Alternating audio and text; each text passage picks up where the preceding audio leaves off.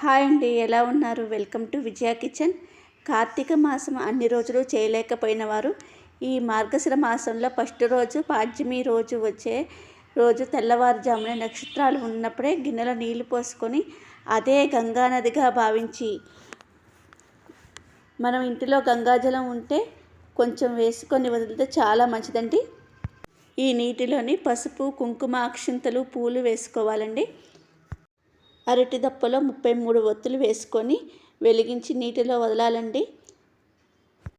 ఈ పోలీ స్వర్గం కథ వింటే పూజ ఎంత ఆర్భాటంగా చేశామన్నది ముఖ్యం కాదండి, ఎంత భక్తి శ్రద్ధలతో చేశామన్నదే ముఖ్యం.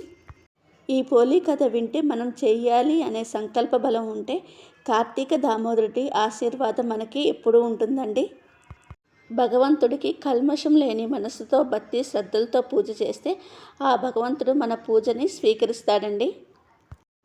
మనకి నది అందుబాటులో లేనప్పుడు మనం ఇంటిలోనే నదిగా మార్చుకొని, అంటే మన గిన్నెలోనే నీళ్ళు పోసుకొని అదే గంగా నదిగా భావించి ఇలా అరటి దప్పులో 33 ఒత్తులు వేసుకొని వెలిగించి నీటిలో వదలాలండి.